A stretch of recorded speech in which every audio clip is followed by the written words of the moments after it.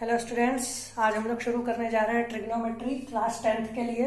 ठीक, तो चैप्टर का नाम है इंट्रोडक्शन टू ट्रिग्नोमेट्री, जो चैप्टर 8 है क्लास 10th में। आप मैथ्स की बुक में देख लीजिएगा। तो सबसे पहले ये वर्ड की मीनिंग समझते हैं कि हमें आखिर इस चैप्टर में करना क्या है। तो trigonometry, trigono means, trigono stands for triangle and metry stands for measurement. ठीक, तो हम ट्रायंगल की साइड्स को मेजर करेंगे। तो पूरी ट्रिग्नोमेट्री में हमें साइड्स की मेजरमेंट ही पढ़नी होंगी। ठीक, अब अगर ट्रिग्नोमेट्री पढ़नी है, ट्रायंगल्स की साइड्स के बारे में पढ़ना है, तो ट्रायंगल देख लेते हैं। अब मैं आपको एक इंपॉर्टेंट पॉइंट ये बता देता हूँ कि ट्रिग्नोमेट्री की जो डेरिवेशंस हैं, जो फॉर्मूलेज हम डिराइव करेंगे, जो देखेंगे, वो हम राइट ट्रायंगल पर डिराइव करेंगे। लेकिन इसके फॉर्मूले ट्रू हर ट्रायंगल के लिए होते हैं, मतलब सारे ट्रायंगल्स में ये सेमली अप्लाई हो सकते हैं। ठीक, बस ये हम डिराइव राइट ट्रायंगल की हेल्प से लेके करेंगे, क्योंकि वो ज्यादा इजियर होता है डेफिनेशन में। तो देखिए, ये एक ट्रायंगल बना आपके सामने एबीसी, जिसमें एंगल बी पे राइट एंगल है, यानी यहाँ पर 90 डिग्री है।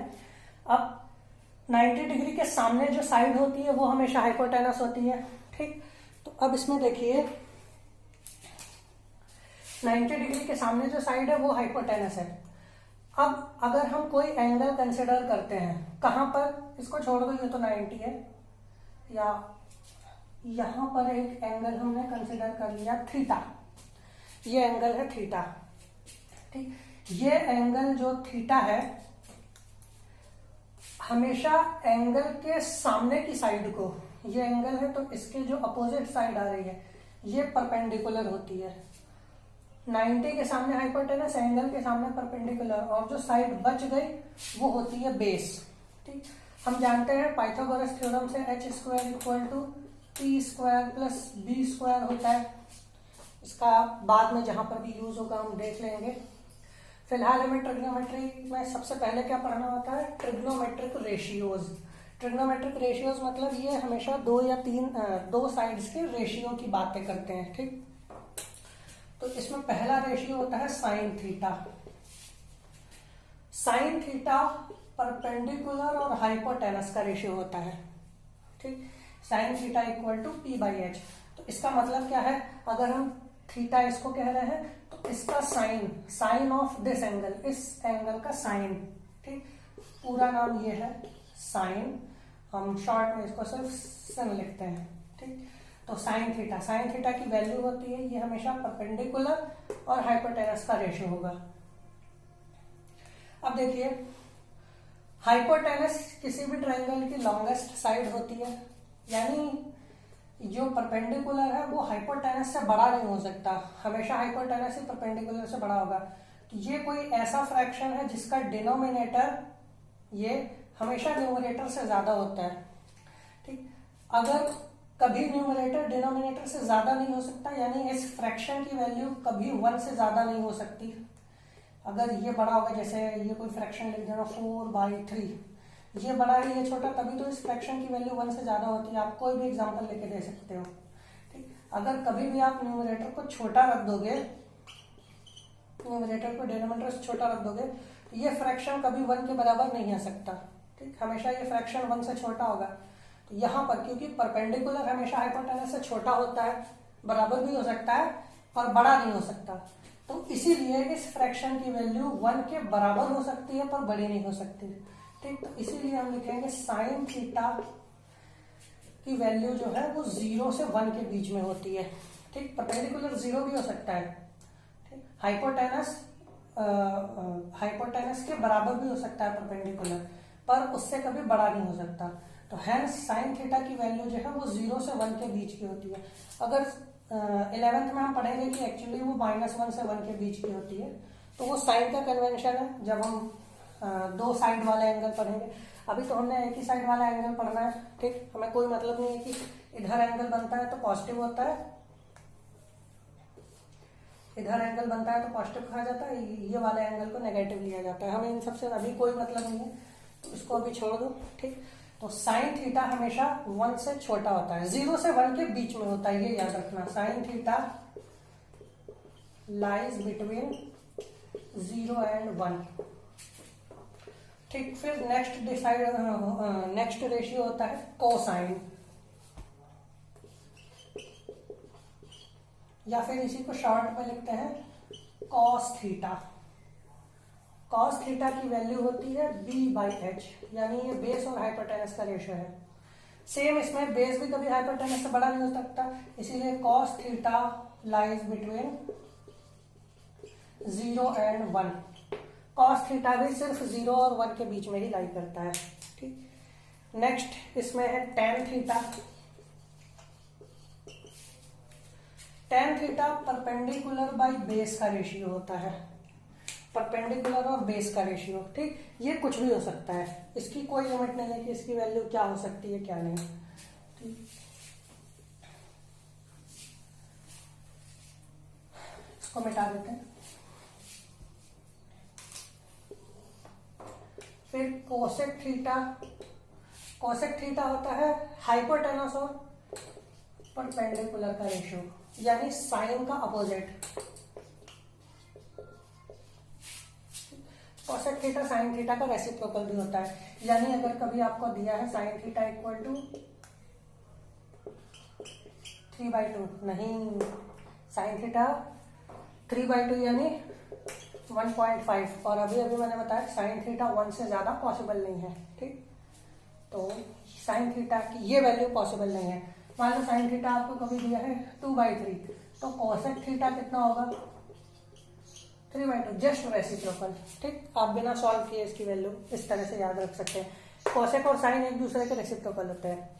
अब यहाँ पे देखिए, साइन थीटा कभी 1 से बड़ा नहीं हो सकता, कोसेक थीटा कभी 1 से छोटा नहीं होगा, 1 के बराबर तक आएगा, छोटा कभी नहीं हो सकता। नेक्स्ट है सेक थीटा। सेक थीटा होता है h/b का रेशियो, यानी ये कॉस का रेसिप्रोकल है। उसके बाद लास्ट है कॉट थीटा, ये b/p है, यानी ये tan का रेसिप्रोकल है। ठीक, तो ये वो 6 ट्रिग्नोमेट्रिक रेशियोज हैं जो आपको याद होने चाहिए।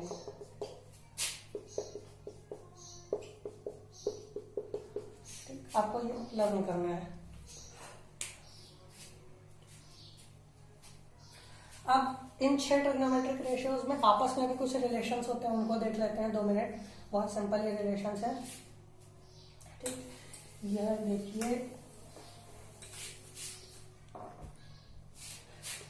साइन थीटा होता है p/h और कॉस थीटा होता है b/h।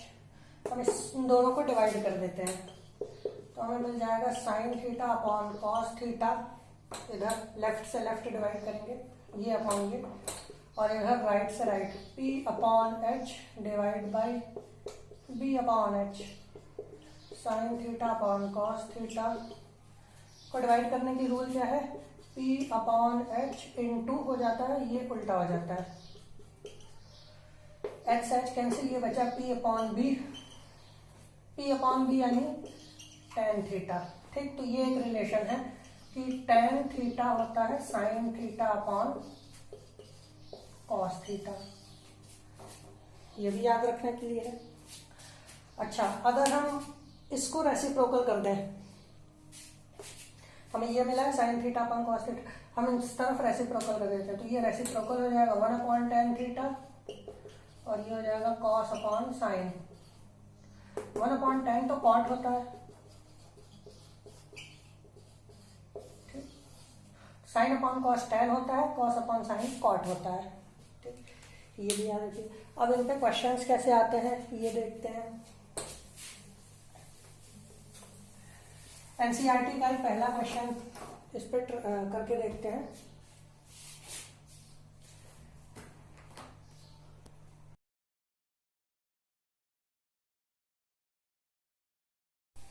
ये क्वेश्चन देखिए, इन ट्रायंगल एबीसी, ये triangle ABC, right angle at B, B पे राइट एंगल कर दिया, ए बी 24 सेंटीमीटर है, बी सी 7 सेंटीमीटर है, और हमें sine A cos A sine C cos C इन सब की वैल्यूज निकालनी है।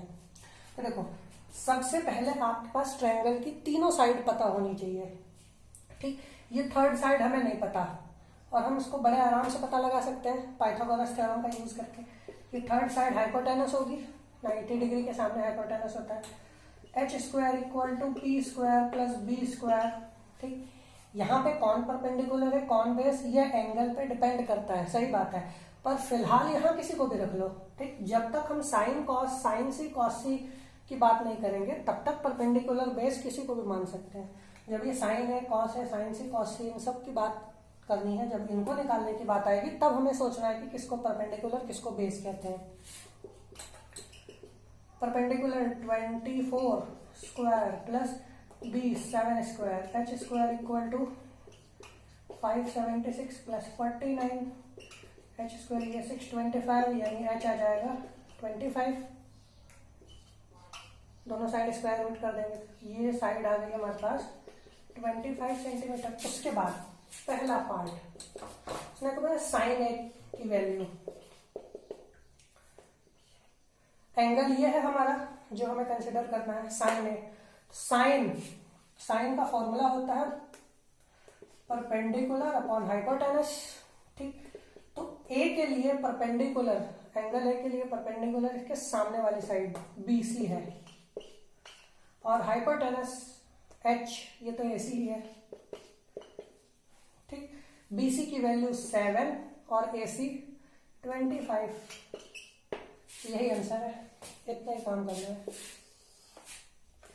फिर कॉस ए निकालना है, कॉस होता है base upon hypotenuse. Angle A के लिए ये परपेंडिकुलर है, ये हाइपोटेनस, यानी ये बेस हुआ, AB अपॉन AC 24 अपॉन 25, ये आंसर सेकेंड। साइन सी, अब हमारा एंगल ये वाला है, तो जब ये वाला एंगल है तो परपेंडिकुलर ये होगा। साइन सी होता है परपेंडिकुलर अपॉन हाइपोटेनस, परपेंडिकुलर है 24, हाइपोटेनस है 25। Cos C base by hypotenuse, C के लिए अगर परपेंडिकुलर ये है तो बेस ये 7 अपॉन 25। एक चीज नोटिस करिए, ए के लिए जो साइन की वैल्यू थी 7 अपॉन 25, वो सी के लिए कॉस की वैल्यू है। जो ए के लिए कॉस की वैल्यू थी वो सी के लिए साइन की वैल्यू आ रही है। मतलब कॉस ए और साइन सी इक्वल है, साइन ए और कॉस सी इक्वल है, ठीक। ये कैसे होता है, क्या होता है, ये ध्यान देने की बात क्यों है, क्योंकि मैथ्स में ऐसा बहुत बार होता है कि कभी कभी ऐसी भी चीज इक्वल हो जाती है जिनकी एक्सपेक्टेशन नहीं होती, पर यहाँ पर ये चीज इंपॉर्टेंट है, ये ध्यान देने की बात है। क्यों है ये आगे पता चलेगा अगले लेक्चर्स में। फिलहाल अभी नेक्स्ट क्वेश्चन, तो इसको देखिए, ये भी एनसीईआरटी का ही क्वेश्चन है। In the given figure find the value of tan p minus cot R. tan p minus cot R की वैल्यू निकाल लेंगे। मैंने बताया था सबसे पहले आपको जिस ट्रायंगल के बारे में क्वेश्चन सॉल्व कर रहे हैं उसकी तीनों साइड्स पता होनी चाहिए। ये 13 है, ये 12 है, ये वाली साइड नहीं दी, पाइथागोरस थ्योरम से निकाल लेंगे। धीरे धीरे प्रैक्टिस करते करते आपको समझ में आ जाएगा कि ये जो साइड नहीं दी है उसकी जरूरत भी है कि नहीं। फिलहाल यहाँ जरूरत है इसकी, ठीक। खैर इसको निकाल लेते हैं हम लोग पाइथागोरस थ्योरम से। ये 90 के सामने ये है तो हाइपोटेनस ये हुआ 13 square equal to 12 square plus, और ये जो साइड नहीं थी उसको मान लेते हैं X square. 169 equal to 144 plus X square, ये 144 इधर आ जाएगा। 25 equal to X square, X equal to 5, ठीक। तो ये वाली जो साइड है 5, ठीक। अब आ गया, अब सॉल्व करते हैं। tan p, अगर हमारा एंगल ये है तो इसके लिए परपेंडिकुलर ये होगी सामने वाली साइड, ठीक। ये QR, तो tan p के लिए लिखते हैं सबसे पहले तो tan p कितना होगा, tan p होगा perpendicular upon base. tan p के लिए परपेंडिकुलर ये 5 सामने वाली side upon base cot r। अब एंगल ये है r, तो कॉट होता है बेस अपॉन परपेंडिकुलर, तो r के लिए बेस ये और परपेंडिकुलर ये, क्योंकि सामने वाली साइड परपेंडिकुलर होती है। फिर उसने पूछा tan p minus cot r, तो हम जानते हैं tan p minus cot r करना है, यानी 5/12 माइनस 5/12, ठीक। ये नेक्स्ट क्वेश्चन देखते हैं। ये एनसीईआरटी का क्वेश्चन देखिए, इसमें if in a triangle ABC right angle at C, शायद नहीं दिया है पर जो भी है हमें कंसिडर यही करना है कि ये सी पर राइट एंगल है, हम बना लेंगे। Cos A equal to cos B given है हमें, और प्रूव करना है कि एंगल ए और एंगल बी इक्वल है। Prove that angle A equal to angle B. ठीक, तो सबसे पहले देखो गिवन क्या है, cos A equal to cos B. Cos A की वैल्यू रख दीजिए। अगर एंगल ये है कॉस ए की बात कर रहा है एंगल, ये ट्रिग्नोमेट्रिक रेशियोज एंगल ए की बात कर रहा है। अगर एंगल यहाँ है तो इसके लिए परपेंडिकुलर ये होगा, ये बेस होगा और ये हाइपोटेनस होगा। ठीक, तो कॉस होता है बेस अपॉन हाइपोटेनस, तो कॉस ए के लिए रखेंगे AC अपॉन AB क्योंकि बेस AC है। कॉस बी अगर एंगल यहां होगा तब ये परपेंडिकुलर हो जाएगा और ये बेस। अगर एंगल इसकी बात कर रहे हैं तो सामने ये साइड है तो परपेंडिकुलर ये। कॉस बी होगा CB अपॉन AB क्योंकि कॉस होता है base upon hypotenuse. AB cancel, AC equal to BC। ये ट्रायंगल आइसोसेलेस है क्योंकि इसकी दो साइड्स इक्वल हैं, ये वाली और ये वाली। अगर कोई ट्रायंगल आइसोसेलेस होता है, या ऐसे समझो अगर कोई ट्रायंगल की दो साइड्स इक्वल है तो इस साइड के सामने वाला एंगल और इस साइड के सामने वाला एंगल भी इक्वल है। Therefore angle A equal to angle B. क्यों? Angles opposite to equal sides are equal. ये थ्योरम है, लाइन से आपको पता है। ठीक, हैंड्स प्रूव्ड। चलिए नेक्स्ट क्वेश्चन देखते हैं। इसको देखिए, इस टाइप का भी क्वेश्चन एनसीईआरटी में है। If sec theta equal to 3 find all other trigonometric ratios. Total 6 होते हैं ट्रिग्नोमेट्रिक रेशियोज, उनमें से एक ये सेक थीटा दिया हुआ है, हमें बाकी के 5 निकालने हैं। तो देखो सेक थीटा दिया है 3, इसके नीचे कुछ नहीं है तो 1 मान लेते हैं। तो कॉस थीटा कितना हो जाएगा? मैंने बताया था कॉस और सेक एक दूसरे के रेसिप्रोकल होते हैं। कॉस थीटा तो बिना मेहनत के मिल गया 1/3। अगर ये सेक थीटा 3/1 तो कॉस थीटा 1/3। अब बाकी सारे निकालने के लिए हमें ट्रायंगल की जो प्रॉपर्टीज होती है उनका यूज करना पड़ेगा। तो देखो कैसे, ये एक ट्रायंगल बना लेते हैं, राइट ट्रायंगल, और ये एंगल थीटा मान लेते हैं। अगर ये थीटा है तो कॉस थीटा होता है बेस अपॉन हाइपोटेनस। अगर ये थीटा है तो इसके लिए परपेंडिकुलर ये रहा, बेस इधर है और उसकी वैल्यू हमें पता है 1 है। ठीक, बेस इधर और h इक्वल टू 3। ठीक, एक्चुअली ये 1K 3K इस टाइप से मान के करना चाहिए क्योंकि वो नहीं पता कि किस रेशियो के बाद ये 1/3 आया है। ठीक, तो करना वैसे चाहिए पर आप रफ में ऐसा भी कर सकते हैं। ठीक है, तो हम मान लेते हैं हाइपोटेनस है 3K, सिर्फ 3 भी मान के करोगे वही आंसर आएगा। और बेस को हम मान लेते हैं 1K को अलग क्या लिखेंगे, इसीलिए K लिख देते हैं। ठीक, और फिर वही कि बाकी कुछ भी पूछा अगर ट्रिग्नोमेट्री में तो हमें तीनों साइड पता होना चाहिए ट्रायंगल में। फिलहाल हमें ये परपेंडिकुलर नहीं पता, हाइपोटेनस पता है, बेस पता है। ठीक, तो पाइथागोरस थ्योरम से हम इसको निकालते हैं, फिर आगे देखते हैं। तो h square equal to B square plus P square h 3K base K square plus P square, इसको स्क्वायर करो ये हो जाएगा 9K square equal to K square plus P square. K square इधर ये माइनस हो जाएगा, बचेगा 8K square equal to P square. इसको यहाँ p रूट ले लेंगे तो 8 का रूट होगा 2√2 और K स्क्वायर K बचेगा। ठीक, तो ये परपेंडिकुलर आ गया। ठीक, इसको ध्यान से देख लीजिए क्योंकि इसको मिटाना पड़ेगा।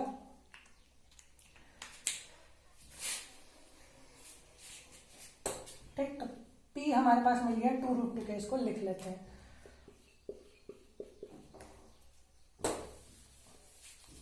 अब देखो हमें बाकी सारे ट्रिग्नोमेट्रिक रेशियोज निकालने हैं। सेक और कॉस मिल गया, साइन निकालते हैं। साइन थीटा होता है p/h। पी की वैल्यू हमने निकाली 2√2 के, हाइपोटेनस हमें दिया है 3 के कट जाएगा 2√2/3, ये आंसर है।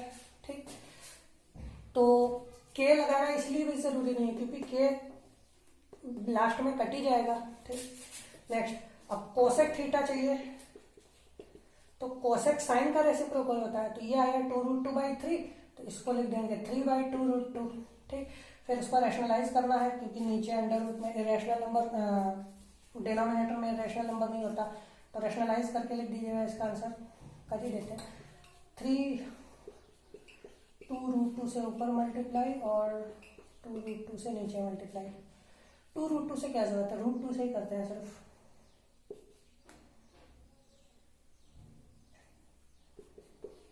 सिर्फ √2 से ऊपर नीचे मल्टीप्लाई। ये बन जाएगा 3√2 और ये बन जाएगा 2 इंटू √2 2 होता है, तो 2 इंटू 2 यानी 4। ठीक, सेक आ गया, कॉस आ गया, साइन आ गया, कॉस आ गया, tan थीटा निकाल लेते हैं। tan थीटा होता है p/b, तो p आया 2√2 के और बेस आया है कितना, बेस के दिया था 1 के, p आ गया tan थीटा। ठीक, अब cot थीटा निकालना है, तो यहाँ पे कर देते हैं। cot थीटा है बेस बाई परपेंडिकुलर, बेस है 1 यानी के और परपेंडिकुलर आया है 2√2 के से के कैंसिल यानी आ गया 1/2√2। फिर इसको वापस रैशनलाइज, √2 से ऊपर नीचे मल्टीप्लाई। ठीक, थैंक यू। अब एक और क्वेश्चन देख लेते हैं। ये क्वेश्चन देखिए, ये भी एनसीईआरटी में है। If 3 cot A = 4, 3 cot A = 4 दिया हुआ है, तो सबसे पहले cot A की वैल्यू अलग कर लो, ये हो गई। ठीक, ये तो हमें चेक करना है कि क्या ये 1 - tan² 1 + tan² है और cos² है -sin² है, ये और ये इक्वल होते हैं कि नहीं। तो सिंपल है, आप एक बार LHS सॉल्व करेंगे लेफ्ट हैंड साइड, एक बार राइट हैंड साइड सॉल्व करेंगे और उसके बाद हम दिखा देंगे कि ये इक्वल है या नहीं। चेक करना है, पता लगा लेंगे कि इक्वल है या नहीं। तो एक ट्रायंगल बना लो, एंगल है क्योंकि वही तीनों साइड पता होना जरूरी है। एंगल है ये रहा, ये 90 डिग्री है। अगर एंगल ये है तो इसके लिए परपेंडिकुलर ये माना जाएगा, ये बेस होगा और ये हाइपोटेनस होगा। कॉट ए, कॉट होता है बेस अपॉन परपेंडिकुलर, तो यानी बेस की वैल्यू है हमारे पास 4k, या k ना लगाओ या लगा ही लो 4k, और परपेंडिकुलर है हमारे पास 3k, हमें ये हाइपोटेनस नहीं पता। पाइथागोरस थ्योरम से निकालेंगे, h² = b² + p² होता है। वापस सॉल्व कर लेते हैं। h² = b² + p² होता है, h² पता लगाना है, b² है 4k + p² 3k का होल स्क्वायर, ये 16k², ये 9k², h² मिल जाएगा 25k², यानी हाइपोटेनस आ जाएगा 5k। ठीक, ये हाइपोटेनस की वैल्यू आ गई, इसको लिख लेते हैं और ये बाकी सारा मिटा देते हैं। ठीक, अब अगर देखो तो हमें इसकी भी जरूरत नहीं है, वैसे रखे रहने दो। ठीक, अब LHS सॉल्व करते हैं। LHS में है 1 - tan² 1 + tan²। इसको सॉल्व करने के लिए 1 - tan A की वैल्यू चाहिए। देखो ट्रिग्नोमेट्री में अगर ऐसे लिखा हो तो इसका मतलब ये होता है। ठीक, sin A के स्क्वायर को ऐसे sin² A लिखा जाता है। ठीक, तो यहां पर ये लिखा है tan² यानी tan A का स्क्वायर, तो tan A का स्क्वायर तो तब करेंगे जब tan A की वैल्यू पता होगी। देखो tan और cot एक दूसरे के रेसिप्रोकल होते हैं। अगर cot A 4/3 है तो tan A 3/4 होगा,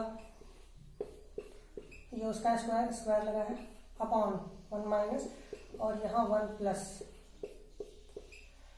ठीक, ये LHS आ गया। इसको सॉल्व कर लो आगे। कितना आएगा ये?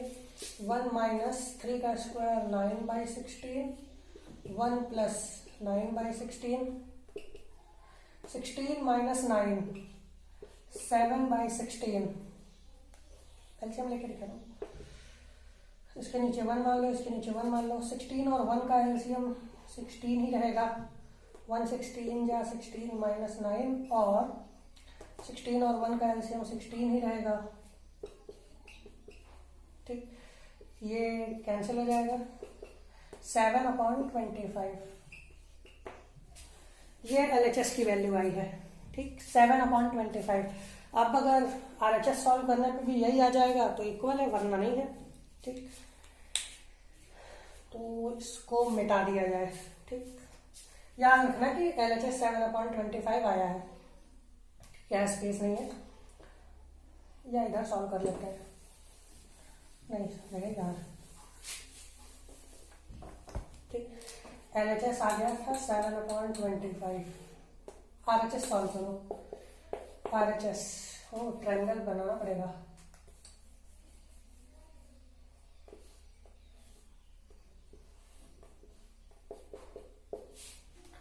ट्रायंगल में ये 4 था, 4 के, ये 3 के, और ये 5 के।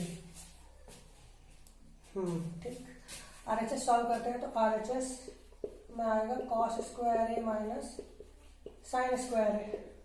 cos ए की वैल्यू, cos होता है परपेंडिकुलर बेस हाइपोटेनस, cos होता है base upon hypotenuse square, minus sine होता है परपेंडिकुलर बाई हाइपोटेनस, और स्क्वायर लगा इसीलिए स्क्वायर। ए के लिए बेस है 3 के, हाइपोटेनस है 5 के,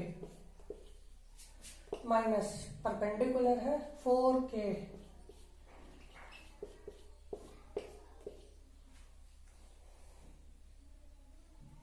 कुछ गलत हो गया क्या?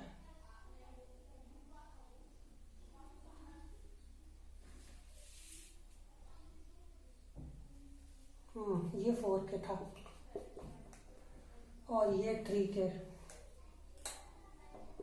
सॉरी, डायग्राम मिटाना ही गलती था। के से के कट जाएगा। ये देखो कितना आएगा, 4 का स्क्वायर 16/25, 3 का स्क्वायर 9/25। एलसीएम लेके सॉल्व करेंगे माइनस, तो 16 माइनस 9 7/25। LHS भी 7/25 था, RHS भी 7/25 आया। ठीक, हेंस ये दोनों इक्वल है। ठीक, इसी तरह के बाकी जो क्वेश्चंस हैं वो भी इजी हैं, आप उनको सॉल्व करिए। अगर उसमें कोई भी डाउट होता है तो आप कमेंट करके क्वेश्चन नंबर बताइए, मैं आपको उसका सॉल्यूशन बता दूंगा। और भी अगर आपके जो भी क्वेश्चंस हैं अदर रेफरेंस बुक्स जिनसे आप लगा रहे हो तो उनसे भी बताइए, कोई भी क्वेश्चन अगर डाउट में फंस रहा हो। ठीक, इसके अलावा अगर आपको वीडियो और कंटेंट अच्छा लगा तो please like share subscribe. Thank you.